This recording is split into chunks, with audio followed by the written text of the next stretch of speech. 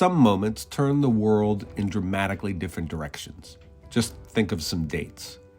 1215, 1492, 1776, 1861, and 1919. That's when Woodrow Wilson made the League of Nations a key piece of the treaty ending World War I.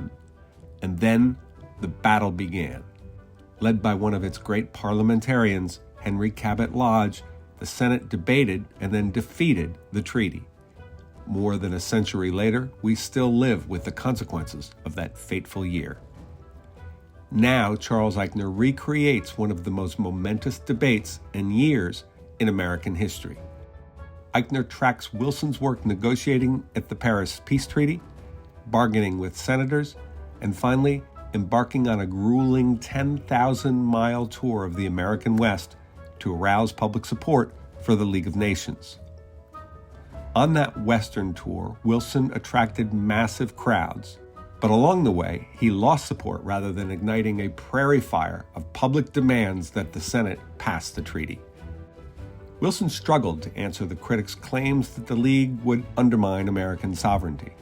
He made wild guarantees that the League, a scantily defined experiment at the time, would end all future wars. He stumbled in his approach to ethnic politics. He ignored his greatest allies in the progressive movement, including the dynamic nonpartisan League in the upper Midwest. He attacked other allies, like organized labor. He resorted to tactics of the Red Scare, claiming opponents of the treaty were aligned with the Bolsheviks. He even claimed massive powers over American politics, at one point rejecting the idea that the Senate would have the final say over the treaty. Everything was changing, and Wilson could not keep up. Long frail and sick, Wilson collapsed at the end of that tour, and when he got home, he suffered a massive stroke. He was an invalid.